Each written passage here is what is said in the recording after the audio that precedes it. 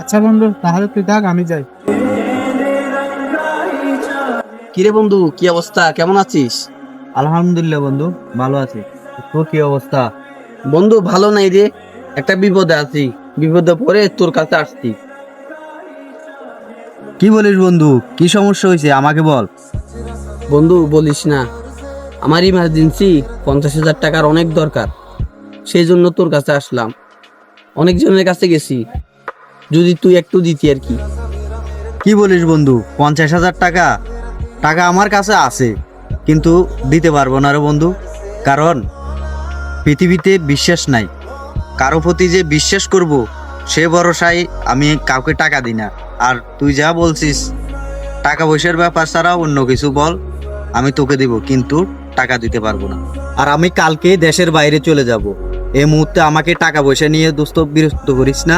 আর এইসব টাকা পয়সার বিষয়ে আমি কাউকে বিশ্বাসও করি না। কি বলিস বন্ধু, তুই কালকে দেশের বাইরে যাবি?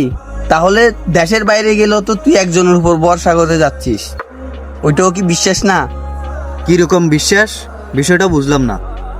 দেখ বন্ধু, তুই যে বিশ্বাস করিস না, তাহলে তুই যে দেশের বাইরে যাবি কালকে, তবুও তো তুই বিমানের পাইলটকে বিশ্বাস করেই তুই প্লেনে উঠবি। এই যে মানুষ জাহাজে ওঠে, এটাও নাবিককে বিশ্বাস করি। এই যে আমি তোর সাথে কথা বলছি, এটাও একটা বিশ্বাসতা। মানুষ যে গাড়িতে উঠে, ওইটাও ড্রাইভারকে বিশ্বাস করি। বন্ধু, বিশ্বাস এখনো হারাই যায় নাই, বিশ্বাস এখনো পৃথিবীতে বেঁচে আছে।